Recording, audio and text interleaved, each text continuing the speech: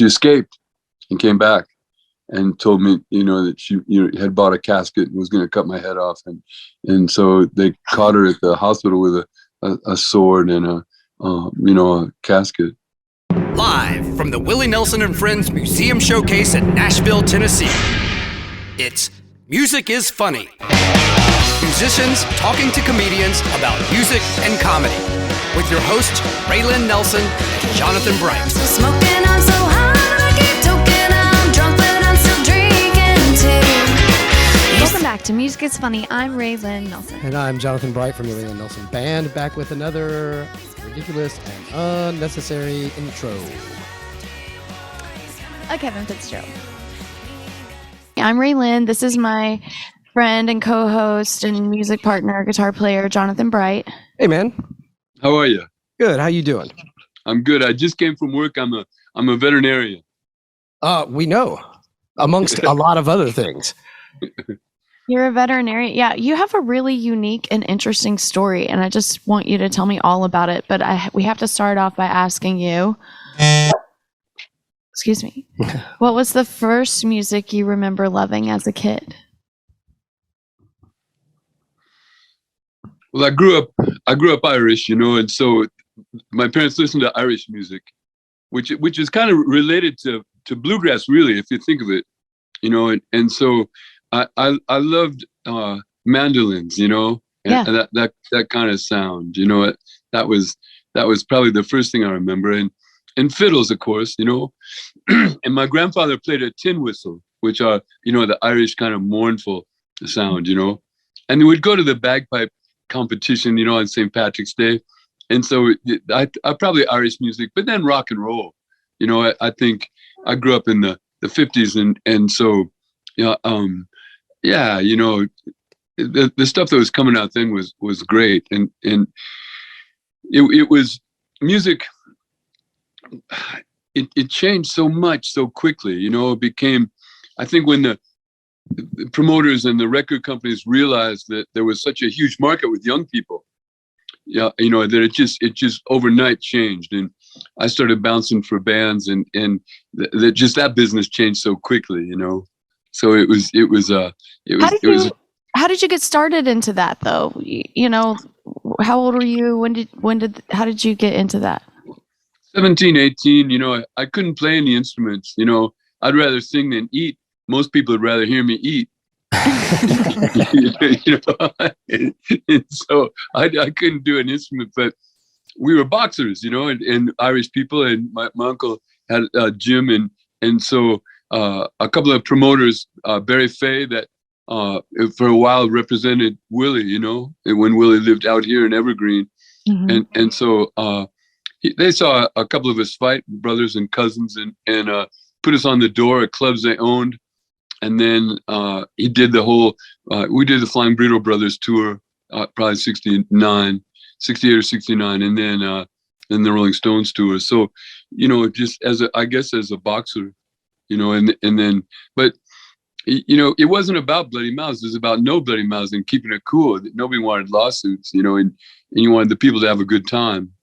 So we were proud if we put everybody in and it was safe, Right. And that's why at the Will Smith thing, I was amazed as a person that used to do security that there wasn't security there to keep him from going to the stage.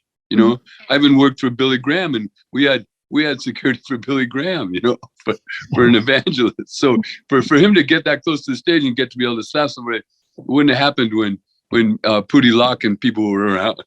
Well, to be fair, the Billy Graham crowd is a wild bunch, man. You keep the security tight on those guys.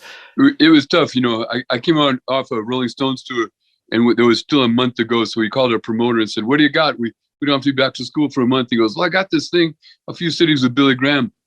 And so we were used to working, it's rock and roll concerts, and these people, my buddy, the first time it happened, this guy got the spirit on him in charge of stage, and he clotheslined him and knocked him down. I said, "No, baby, no. They want him to go up there to get healed. You can't knock him down." And he goes, "Look at this guy. Look at his mouth. Look at his eyes. He's on something." I go, "No, he's on the real thing, man. He's on Jesus and his shoe shine, and a clean windshield." That poor guy had to get healed twice that day. Yeah. So where'd you grow up? I grew up here in Denver. Yeah. Okay. And so in the music scene here, it was tough because it was a flyover. You know, nobody would come here in the beginning. You know, we're between Los Angeles and Chicago. You know, and so, but then the scene started, and they realized that there was a market, and so the Denver Pop Festival in 1969 was a 3-day thing. You know, 3 months before Woodstock, and you know, with Jimi Hendrix and you know, Creedence, and everybody was here. So it was a good time, I think, for music, and but any time's a good time for music. It's generational. You can't say. I used to laugh at my father and think he was a square when he'd walk around the house dusting to help my mother on Saturday mornings, listening to Frank Sinatra, and he'd go like, you know, my brother and I'd go like this behind him, you know, make this square sign, and he's snapping his fingers, going, "Man, listen to this! It really swings." But it really did swing, you know. And if you listen to it now, you know, some of the Frank Sinatra really was cool.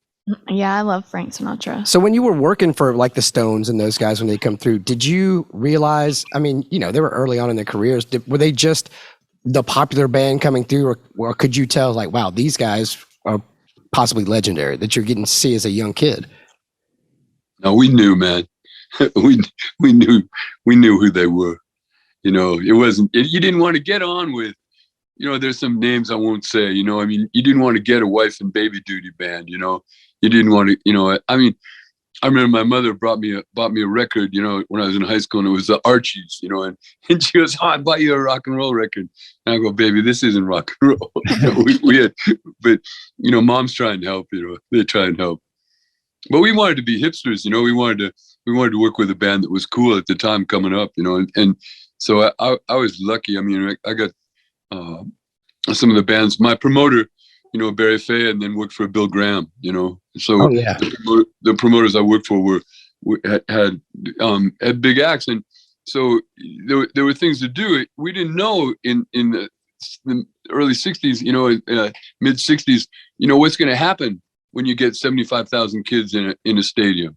You know, will they wreck the stadium? You know, how many cops do you need? How many parking places? You know, how many hot dogs do you need? So how many Santa-lets? And we didn't know, you know.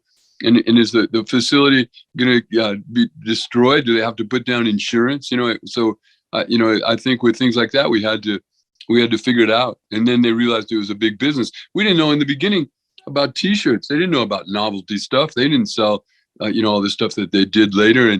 And now they make more in the merch than they do, you know, on the tickets that day.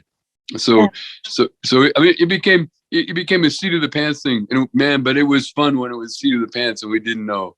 You know, I remember working with Flying Burrito Brothers and asking Chris Hillman, how do I eat? You know, do I get a per diem or what do we do? You know? And he's like, well, I guess you just do room service, you know? So the bill still must be coming in from that too, you know?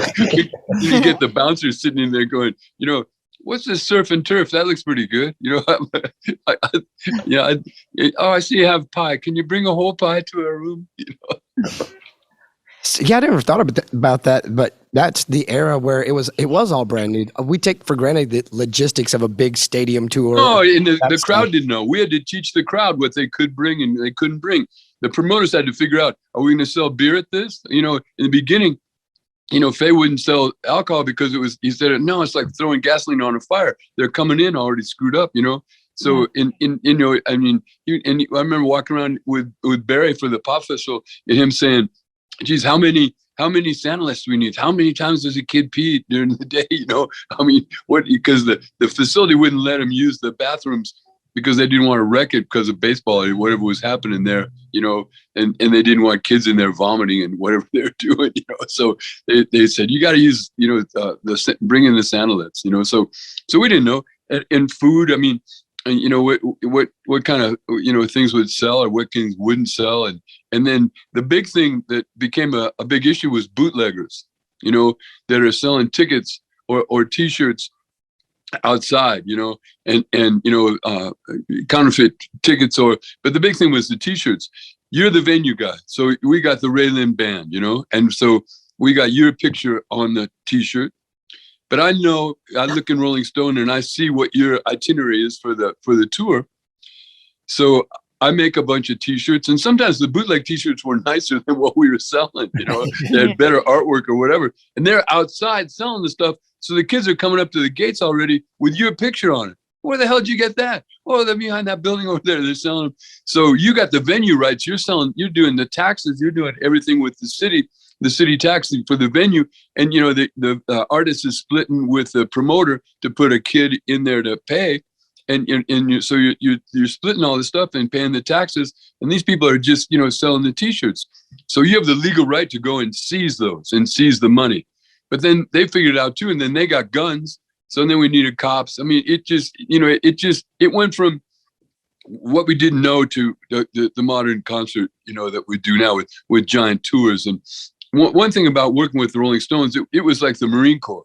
Even in the beginning, it was down to, I did the Wu-Tang later, and you got a loose federation of 9 rappers, and everybody's got their own entourage, and pretty soon you have 250 people backstage, and it's just not going to work. Even when we worked for Willie, it was a clean backstage. There'd be family, but all the hanger-oners, Willie would say, now listen, there's going to be a hospitality thing after the show. You come then, and then we sign and make an appearance, and you can meet Mickey Raphael, whoever, but so you had to figure it out, you had to figure out the things, and some bands did and some didn't, so Did you have a lot of interaction with the actual band members when you were doing this, or was it more you working with their staff and things like that? Did you get to hang out really with any of them?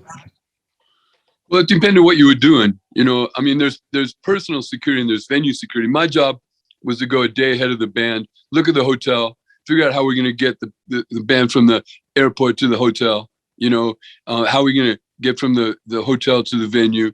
And, we used to... With the Rolling Stones, we took pictures of the crowd in front of the hotel each morning. Right. And we get scared if we saw a guy that had been in the city the day before, same guy, like, ooh, so we'd go out and shake him down a little bit and touch him up, see if he's got a weapon or he's got something, and then figure out who he is. And, hey, you got your autograph yesterday. What you were in Cincinnati, now you're in Cleveland. That scared us a little. When John Lennon got shot, it made me sad because he'd been standing the Chapman had been standing in front of that place for 2 weeks, and we would have figured out who he was. Somebody didn't do that, that made me sad. It wouldn't have happened with the Rolling Stones. We figured out who people were. Right. And you wouldn't let people get close to your people, but no, I mean, as far as hanging out, I mean, you're working, you're a bouncer. I'm down the food chain as far as the hierarchy of the band goes, I'm not in the band. And sometimes they need you and sometimes they don't. Let's clear these people out. After the show, it's important. The kids know the show, maybe. They know Willie's act. They know when, we hear Whiskey River, maybe that's it, And so they run out and all get around the limousine. And then poor Willie and the people come out and the kids are grabbing at him or whatever. No, man, some guys like that, some guys don't. So my job was sometimes we would put the stagehands with a towel over their head or whatever and run them to the limousine and then get a panel truck with no windows or something, or a Coke truck or an electrician's truck and put the band in that. And the kids would go, Willie's not going to be in the Coke truck. Right. So, I invented that. Nice. Subterfuge. And so I mean, you wanted people to be safe. You wanted people to have a nice time, you wanted, working for the Grateful Dead, some of the bands, it was a movable feast. Some bands were really organized and some weren't. Let's say that to be charitable. Yeah. Do you have any fun stories from those times? Anything crazy happen? Every day. Yeah, for sure. Every day. I just remember Pootie was my boss for Willie, Yeah. Yeah, he was head security forever. Yeah, he hired me and a few other people, my cousin, my brother. You get a famous bouncer like that, and you're a young guy, and they're your heroes, Yeah. And you can see that they weren't bullies. It wasn't about bloody mouths. It was about taking care of the situation. But if it came down to it, you had to, you weren't there for fluff. And so, But Willie was always so nice. You know, you don't hang out with him, but I just remember one time, we had this show. It was rained out, and we'd been waiting, and it was going to start, and it was not going to start, and going to start, and not going to start. And, we were somewhere in Missouri, and anyway, I went over and I said, Willie, I'm so sorry. And he said, well, Kevin, fortunately, we're not in control. You know, and I always remembered that. You know, it made me happy to think that you know, we're not in control. You know, fortunately, we're not in control. We can't control the rain. You know, Yeah. and so, but I mean, he was sweet. You know, he was sweet like that. Yeah, one of my favorite, which is similar to what you just said, one of my favorite sayings of his is, "Don't worry, everything's out of control." You know. Yeah. Well, but he man, he knew every joke. You know, Yeah. I think I wasn't doing comedy yet, but man, he knew jokes. You know, hey Kevin, how come Hitler didn't drink tequila? It made him mean. That's one of my favorites. Dude, all those old country dudes had jokes, though. If you ever see any of them sit back in the day, you can see videos of them sitting around together. It's hysterical listening to them. But they all, you know, they had the Grand Ole Opry had comedy. You know, you almost had to be able to do some of that back in the day. It's like you had to be able to do comedy to be a musician at that time.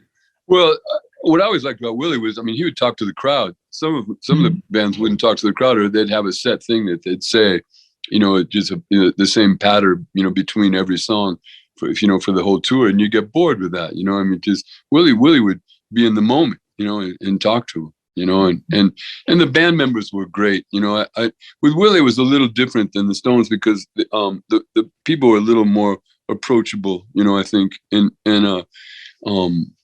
you know, I remember Chris Etheridge was the bass player, you know, on one of my Willie things. I did 2 different times with Willie, and Chris, then B later. But Chris Etheridge had been in the Burritos. I knew him a little, you know, from that. So he was great, and you know, but they I don't even know were, him. I only knew B as the bass player until Kevin took over for him. Yeah.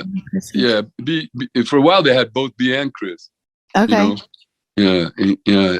He is from Meridian, Mississippi. Yeah, and so those guys had great stories. You know, I mean, they'd been on the road since they were kids, and you know, the roads. When you wanted to hear the road stories, you know, you wanted to, you know, get with it. But mainly you're working. You know, you're not partying with the people. You know, and you wanted to work, and if you didn't work, you didn't get asked back.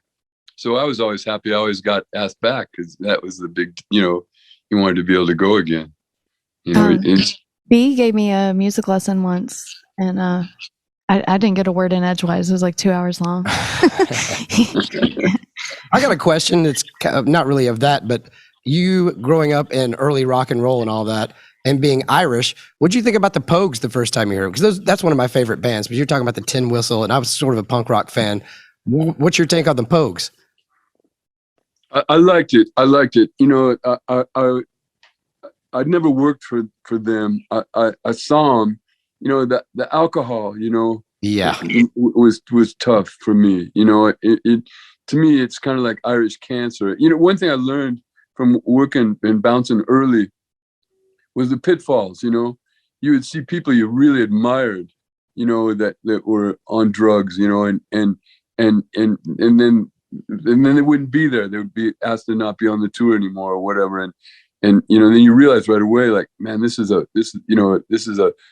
a glamorous trap. You know, you can't do this. You know, can't or you know, some of these guys were so talented, and you know, it just you could see it. You know, see it wasting away, and there's probably nothing worse than a wasted talent, right? I mean, if somebody's got such a gift, and then you know they kind of confuse it with everything else that they do, and so many were their own worst enemy in those days, you know. And it's a hard life because you know they're performing for 60 minutes or 30 minutes, whatever their set is, and then they got the rest of the day, you know. So there can be a lot of demons, you know, especially if you're on the road. There's a lot of temptation, you know. There's girls or there's drugs, you know. But if you're working, you know, you can get this thing. I had a thing on the screen. If you're working, you don't necessarily see that. I mean, you're immune to some of that because you have to work. Yeah, I think we're obviously not on the road every day like the Rolling Stones, but the biggest temptation I have is wanting to stay up and hang out long into the night, even though we have to play again the next day and should be getting sleep, just because your adrenaline's up from playing, and it's hard to settle down and go to sleep. That's it. Well, that's right. And you're not eating right, and you don't work out. Right. And you're having odd hours, and it depends if maybe you're touring by bus. We were, at times we're touring by car, which, so the hours were odd always,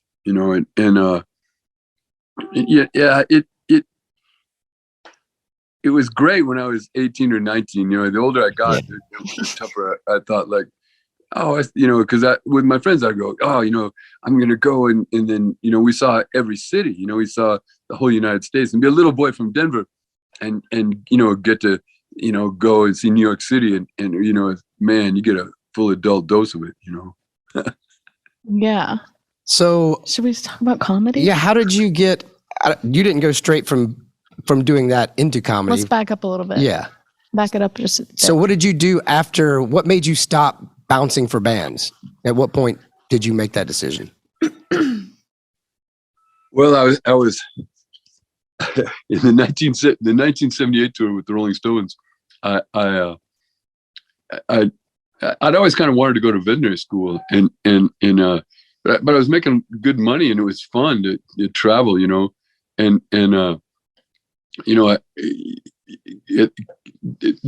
for the Rolling Stones, different people in the band had different responsibilities and different jobs.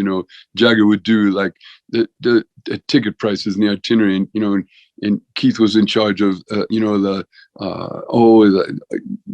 equipment and things getting there on time, and in charge of the bouncers, and so Charlie would do the staging and the artwork, and what it would look like, and Ronnie with maybe sound and lighting, and it was different. So so Keith was paying me. He's paying the bouncers, and he said, "You've been with us, 69, 72, 75, 78." He goes, "The other people that are morons." And he said, "But you could do something. Why don't you go to school? I'll help you. Why don't you get a grip on your life? Why don't you do something with yourself?" He goes, "We're not going to be doing this when we're 50. When we're 50, we won't be doing this. We'll be like the flavor of the month." I don't know if they ever really knew that it would stay big forever, because he would always say, he always said nobody's hit forever, which is really true. And although they kind of proved it wrong. Yeah. The exception to the rule. But I think, he thought, well, these old blues guys can play into their 70s and stuff, but they aren't getting stadium shows and stuff. But, I think so I came back, and my brother picked me up at the airport, and he was working for U2 or somebody. And he said, well, how is it going? I said, Keith told me I got to get a grip on my life. So he helped me, and they paid for my veterinary school, for each tour that I do. They'd pay for a year or two, and not get paid for the tour, but then put it toward the schooling, and then wrote my recommendations probably on a wall someplace. That's cool. I guess when Keith Richards tells you need to get your life together, that's one guy you go, oh, it's coming from him. Maybe I should listen. He's the hippest guy in the world, and plus he's the nicest. He's like Willie. I mean, he's the real thing. I mean, there's just a few people like that. That are like the last of the best. I call them. Right. I mean, they're just. Yeah, he was something. He was a force of nature, still is. And but nice, I mean, I think people mistake for those people. Every show in those days, they would put the wheelchair kids up high, away from the crowd. So because when the lights went on at the stadiums, the kids would come down from the sides. And if the kids were on the floor of the stadium in a wheelchair, they get pushed out and, get crushed or whatever. And we're behind the barricade. We can't help them. So they put him up high and stigmatize him. Here's a guy in a wheelchair. Now he's got to be with all the other wheelchair kids. He wants to be with his friends. It's hard. So Jagger would always say, where are they? I'd say, well, they're in 323 up there. How many chairs? And say, well, there's 23 chairs. So I'm dating myself, but I get a cassette tape and a t-shirt, 23 of them. And he'd go, we'd put a towel over his head or a hoodie and hide him through the place, and get him up, and he'd pop out and he wouldn't stay and talk to him, and he didn't do it as a photo op, and he put and he'd run down the chairs and put a t-shirt and a thing on everybody's chair, right? And say, thanks for coming, and we couldn't do it without you. And he didn't tell the press he was doing it; he just did it for himself. Every show that I did and all the tours we did. So I mean, you forget that these guys are people, and some of them are special people. That really impressed me. That as famous as he was, he never forgot. Yeah. Super cool. So you go to veterinary school and you eventually become a vet. Is that just straight? You go to school and then right out of there you become a vet? And at what point does comedy stick its nose in there? Well, I had a friend that was doing comedy, and I love comedy. Even with Willie, sometimes there'd be a comedian that would open the show, in some shows. And whoever you had, I remember Neil Young, we had Robin Williams when I worked for Neil Young. Robin Williams opened, on one tour where it was just him with an acoustic thing. And, he didn't want a band to break down in front of him. And so it was just him and a piano and a guitar. And then Robin Williams before Mork and Mindy did the tour. So I loved comedy. I mean, and working with Willie, we knew every joke. Willie's got so many golf jokes. Jesus, like a woman's really mad at the golf course and she goes up and she's so irate. She's just irate. And she goes up the golf pro and goes, "Hey, I'm really mad. I can't believe it." And he goes, "Madam, why are you so mad?" The golf course says, Why are you so upset? And she says, "I was stung by a bee on your golf course." And he says, "Well, where were you stung?"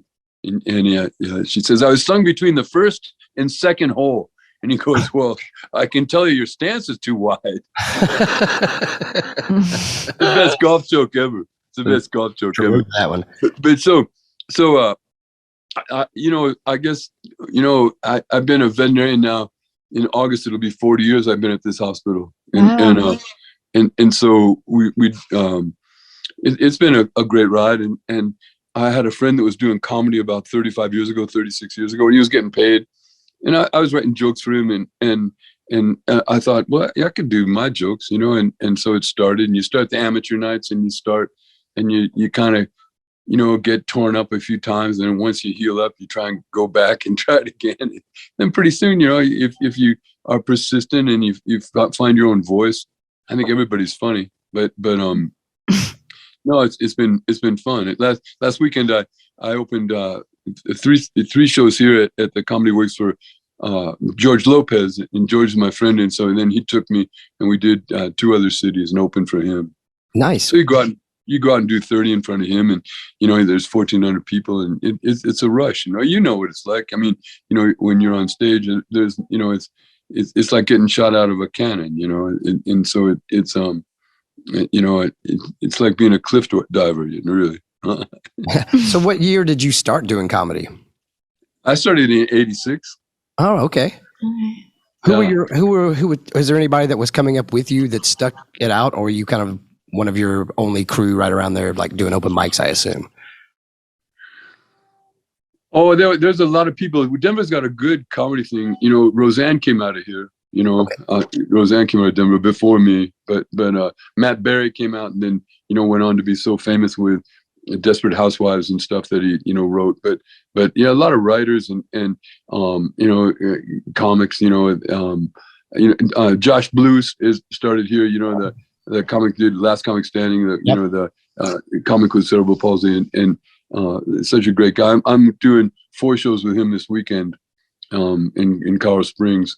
So he's very funny. So you'll get with somebody like that, and I have to be careful with work, but George goes, "Hey, man, come with me," and it's a blast, and the comedy, I don't know, veterinary medicine's been great. We had a show on Animal Planet when Animal Planet first started.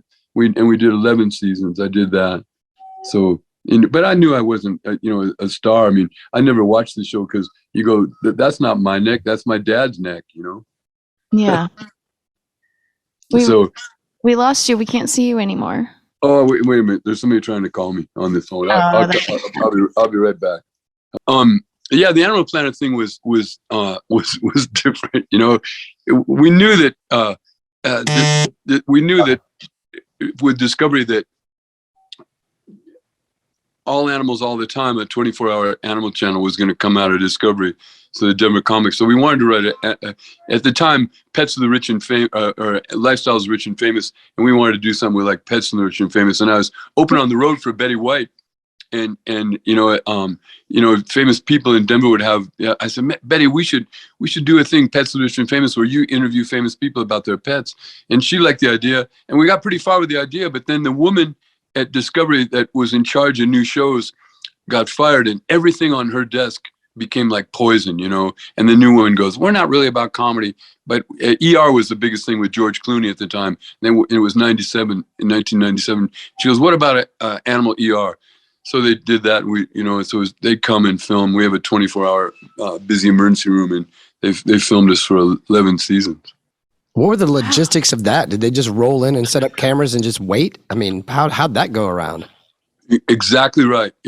They came for 10 weeks, for 70 days, every day for 12 hours. And it was a sound person, a cameraman, and a producer. And the producer would figure out what shows, and so they liked blood squirting and dun dun dun dun and drama and trauma. And I never really knew what they wanted. They liked the happy endings though. They liked it when the little animal came home and they'd go to the house and film it. And, now he's drinking his milky and playing with his bolly and everything's right with the world, And so, but they'd tell the people at that time, Animal Planet was in 92 million homes in the United States, 110 million homes in the rest of the world, 200 million homes. And they give the people tons of heads up that they're going to come and film. And so they would come but the places were always a shambles. If you knew your house was going to be in 200 million homes, wouldn't you pick up a little bit? This one time, this old lady had curlers on, and not regular curlers either, like the old lady kind with the sponge and the spike that sticks in your skull. And so I didn't know they still made those. And I got to thinking, where is she going after this? It's a bigger gig, more than 200 million. She's going to sing at the Super Bowl with Garth Brooks or something, what's she doing? So. Yeah. That's a good point. Now, you mentioned Betty White. Were there some people like that early on when you were doing comedy that would take you out that were like hugely influential to, your comedy or just the way you operate? Well, I think so. I opened for Joan Rivers a lot.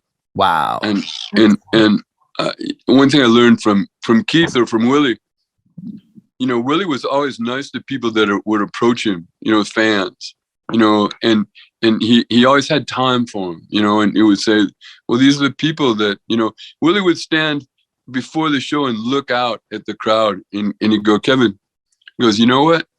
He goes, 99% of those people aren't with the person that they wanted to be with. And that's why my songs will always be on the jukebox. But he was right. I mean, but he always had time. And Keith would always do this thing where the guy'd come up and Keith would go, hey, what's your name? Where are you from? And the guy'd say, I'm from, Cincinnati. And what do you do? I'm a bricklayer. Oh, bricklayer, And the guy talked about himself, and then he'd leave and just think Keith was the greatest guy. Keith hadn't said anything. Keith go, did you see that? All people want to talk about is themselves. And so, so I let him talk about himself, and Willie did that. Joan Rivers did that, and she always had time for him, and Betty White. So I think having time for people is a nice thing, Yeah, I think so too. I think that's a learned thing, Yeah. And everybody puts their pants on the same, Mm-hmm. Now, this might be strange. I might have read something wrong. I think you two might have something in common. Did I not read somewhere that you had a stalker for a bit? Oh, I had, when we first did Animal Planet, we would get lots of letters, from fans. And so Animal Planet had people that read the letters, and they were mainly from little kids that wanted to go to veterinary school or animal lovers. And it was mainly from children, and, they'd draw a picture of their cat or send you a picture of their cat or something. And it was nice. But they sent me this, the woman called me on the phone that was reading the letters, and she goes, this woman writes a letter every day from South Carolina, and and they would send them swag or something, and then she'd figured out that it wasn't really me sending this stuff. And she said, if you don't start answering this, I'm going to hurt you. And she said, so I showed it to a policeman here, and there were like 300 letters, and so he said, she's been in the system. She uses convict language.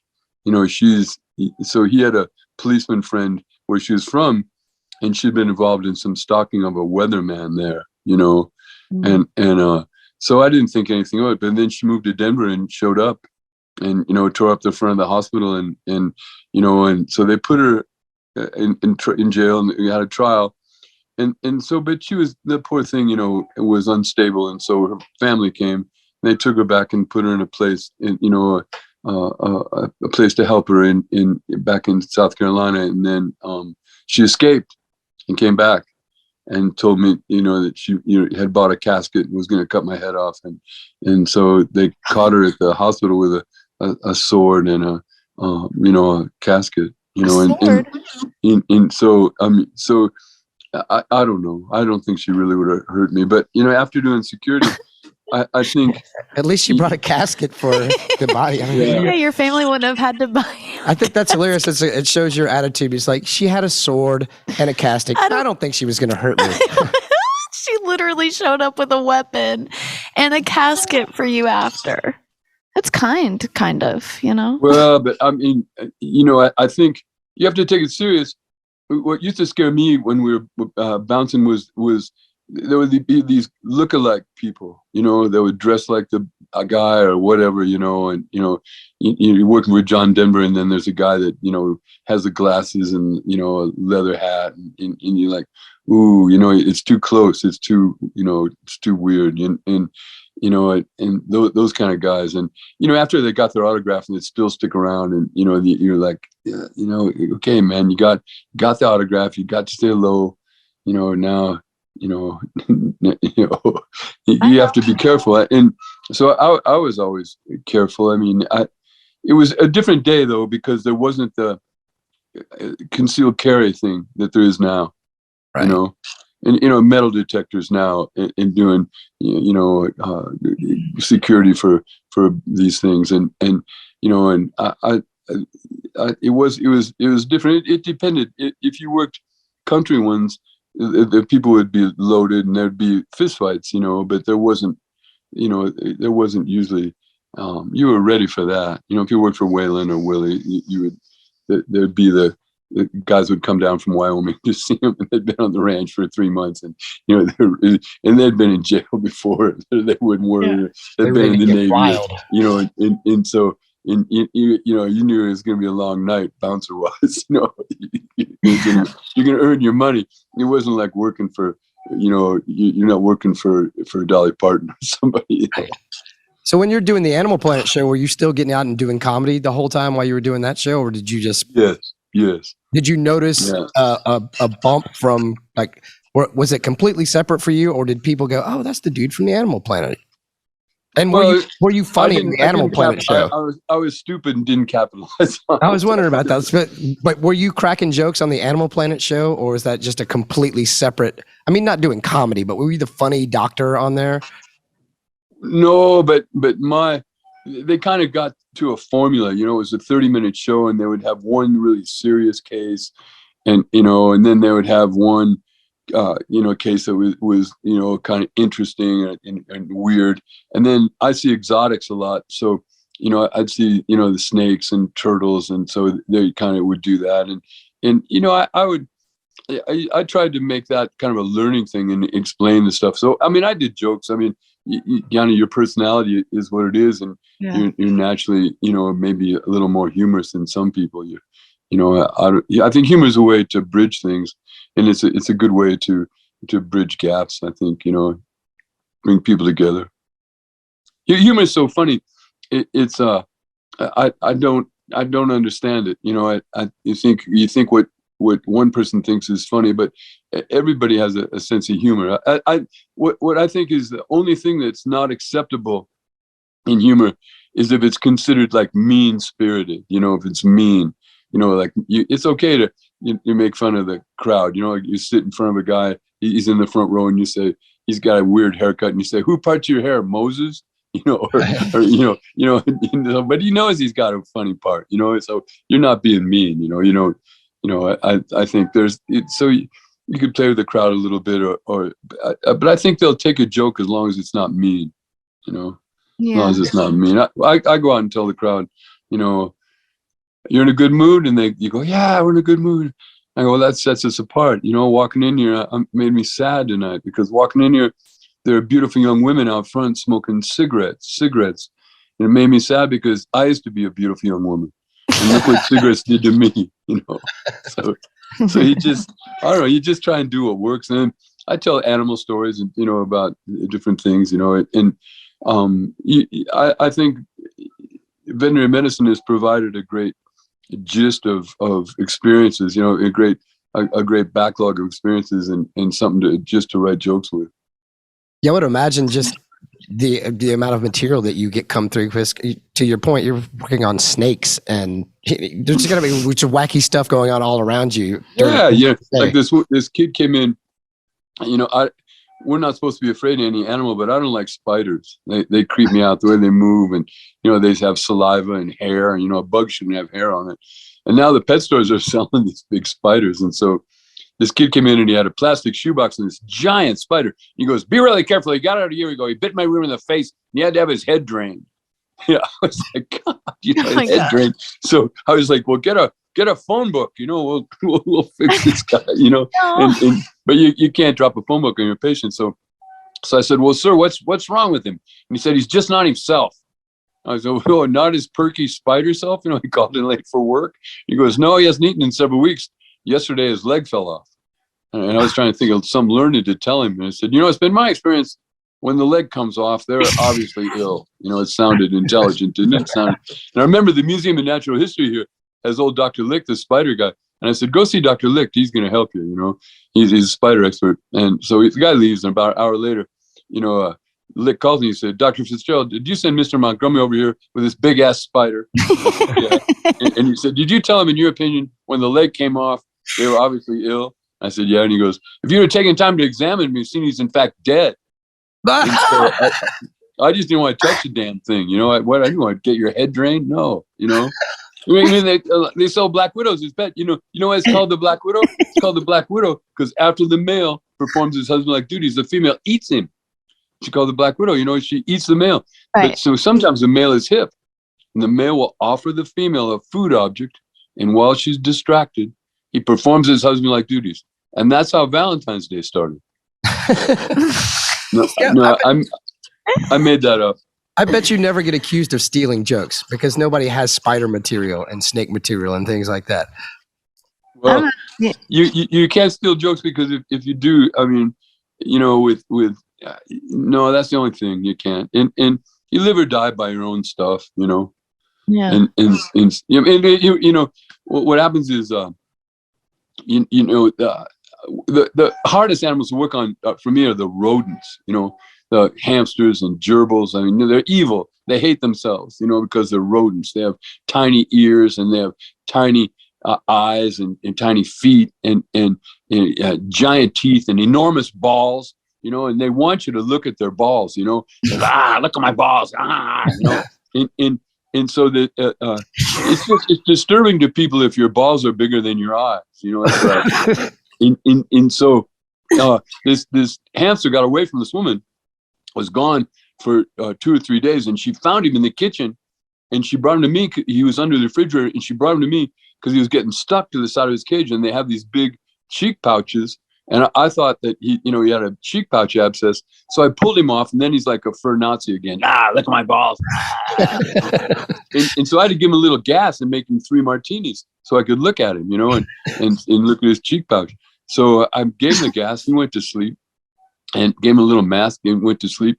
I opened up his cheek pouch, and out popped a refrigerator magnet. He was getting stuck to the side of the cage with this magnet. So you can't even write stuff like that. You can't even make it up. That's hilarious. Now, do you get any pushback from the rodent community from jokes like that? Because I know people are very sensitive about making jokes on community. Oh, I've been canceled by the rodents yet. I love animals. I made my life for 40 years taking care of them. 5 days a week in the sweatshop, and took off this afternoon so I could talk to you nice people. Yeah. So I hope I'm doing all right. I don't. You can't You did use any of great. this probably. Oh, you killed it. This is awesome. My Aunt Amy and I started a nonprofit called Willie's Kids that is just basically to provide humane education into schools eventually, you know? And I want to, I just want to put an event on just so he can come to Exactly. this. I think he'd be great for whenever we have events. Of course, we haven't done anything since before the pandemic, but Yeah, but now we can. I'm going to come and do comedy. And yeah, you know, I think it'd be and, really and then cool. I've got things for children. You know, I'm on the board of directors for the Denver Zoo, so I've been to the Denver Zoo bought 187,000 acres in Mongolia and gave it back to Mongolians as one of their first national parks. And so we go and we manage the endangered species there and train Mongolian wildlife biologists and Mongolian veterinarians. And so I've been there 12 times and I have beautiful footage of the big bighorn sheep there, the argali, and you know, some of the other animals, the giant vultures, the Cinereus vulture, 11-foot wingspan, put radio transmitters. And then here in Colorado, for the zoo, I've been putting radio transmitters in rattlesnakes for the last 20 years, you know, and then we follow them, find out how far they range and how long they live, and found out so much about them. And then I've been able to do the same thing with the North and South Poles, you know, with polar bears and then with penguins, you know. And so I got great footage for children, so we'd have a blast. Yeah, you guys, I'll open up for you guys, you know. Yeah, that'd be really cool. We have a benefit. I've got to say, of all of the guests we have on, as far as resume, I think he holds the top spot for. I mean, the Stones, I know. a veterinarian, comedian. It's crazy. Papa Willie too. Papa Willie, all Dolly. that. Yeah. Who's the evangelist guy? Fascinating. Billy Graham. Billy Graham. That might be the top of them all. Well, you know, I'll tell you something. I'm not a religious person, you know, for better or worse, you know, and you know, God struck me down, you know, but I always figured God was pretty busy and he had bigger problems than my little problems, you know. he was doing stuff, you know, and so you know, but Billy Graham, man, the cat had an aura, you know. I mean, there was something about him. I mean, you just, you know, it was real. I think, you know, I mean, some people have it, you know, Keith, you know, I said, and Willie, you know, and that, you know, people just gravitate to him, you know. I mean, yeah, I think even if people didn't know who Willie was, if he was sitting in a place at a party or something, pretty soon everybody would be sitting next to Willie, you know, because the stories and just the kindness kind of cuts through, right? You know, you know, we can't always be everything, but we can always be kind, you know, if we can, you know, and so I think that cuts through. Yeah, my grandpa's. We can end on this. This will be good. His number one rule is don't be an asshole. His number two rule is don't be an asshole, and his number three rule is don't be a fucking asshole. Well, he had people hanging around, man. Like he put me out. I went out with Kinky Friedman and the Texas Jew Boys, you know, and so Kinky addicted me to cigars for the rest of my life, you know, and Kinky had all kinds of things that I still say, you know. If somebody died, he'd go, "Oh, he stepped on the rainbow," or "He got bugled to Jesus," you know, and he had all these Texas sayings, you know, and he comes through doing comedy. I've opened for him several times, and you know, I'm close to him still. And so he was, Willie's like, "Well, I'm going to put you out with this guy. He's got a little band," and they did the funniest thing. I'll end with this one for you guys. We probably talked too long, but it's good. They'd be playing, you know, play one or two songs. You go, "Well, ladies and gentlemen, right now, I'd like to introduce the band." So he'd walk over to the guitar player and go, "Hello, I'm Kinky Friedman," and shake hands. And the whole band would walk around and shake hands with each other like they didn't know each other. We might have to steal that bit. Yeah, we might have to do that. And they would do that every night, and I would laugh every time just as hard, you know. Yeah, that's really good. But I got to work with the Parliament Funkadelic, and they did a similar thing with George Clinton, you know. Oh, I love that band. What about Ben Dorsey? Did you know him? The roadie. He kind of was like a roadie for Waylon and Papa Willie, and he like worked for John Wayne for a while, and I was like an ice. Maybe before my time. I was with Willie in It's fine. 77 and 78, you know. Yeah. Pootie was around, and the Bear was cooking, and John Susie and those people, and Yeah. so but maybe I did. He probably did. It's just he's not that memorable, I guess. Well, all these people are memorable.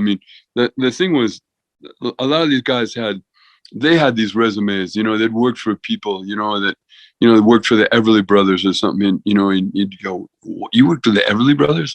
And some of the bouncers had worked with great people, and then they'd put you out with people. Maybe I worked with Gladys Knight. It was some of the black bands were different to work for too. So Yeah. I don't know if I helped any. I hope it was interesting for your listeners. I don't know if it was really. Oh, It was- absolutely fascinating. Yes. Thank you so much for talking to us. Maybe we can do it again sometime. Do you ever get to Well, yeah, Nashville? Have me back. Yeah. What'd you say? Do you ever come to Nashville? No, doesn't look like it. I came to Nashville for Animal Planet, and I got to work at the Grand Ole Opry and do some jokes between bands, and when they were trying to promote the show, and they were Christian, and so you had to be very clean, and I'm clean. I work clean, and so but it was really interesting that whoever was in town would be on stage, and they had a house band, and so whoever would come through, Emmy Lou was there, and and just a voice like a bell, Yeah. For sure. When do you go out again on the road? We just get out on the weekends for this year. We go out not this weekend, but next weekend. We're going to be in Mississippi and New Orleans, I think. Somewhere around that area. And then Man, New Orleans. I worked for the Nevilles. The Nevilles were the opening act for the Stones in what year, man? Maybe. No, the Meters were the ones that. But there were two of the Nevilles were in the Meters, and so I always, but now that music, man, that and I worked for Dr. John. And my favorites, I just I went with him, and we went to Reverend Mother Margaret's to get our fortunes read, and she was this reader, and you had to buy something. So I bought these magic get-together drops you put on a girl's food, so she must love you. I still have those, and they always work. I think it's just your confidence. You just put a drop on it, But she also had these corny shoes, and if you put them on the girl's feet the first date, she couldn't run for your love. But it's very tough on the first date to say, "Can you wear these shoes on the date?" They get suspicious. That's good. Well, thank you, Kevin, for doing this with us. I appreciate it. Nice to meet you. I hope it's all right. Heffron told me about it, and I said, "Well, I don't know what I could add, man. You Great stories. Yeah, everybody's got something to add. Love it. Yeah. I hope so. Well, good luck, and keep me in mind, man. Let's do a benefit. Okay. Yeah, let's do it. I'll get in touch with I'll come to Nashville. Yeah. Okay, or maybe Texas. That's probably closer to you anyway. So, yeah, maybe. Yeah, because Kinky has always been telling me to do a thing. He's got a deal for animals. He's got that shelter. Yeah. Kinky's been great for the Willie's kids too. I didn't know you guys knew each other so well. But yeah, so we'll meet in person when we do a Willie's Kids event. I hope so. All right. Well, be safe. Be careful. Nice to meet you, man. Nice to meet you. Okay. Thank you. Kevin Fitzgerald is my favorite comedian. He was crazy, man. He wasn't crazy, but his stories were crazy. I dug it. Nuts. Anyway, enjoy your groceries. Don't be an asshole. I know your mama's there. Enjoy your cigarettes.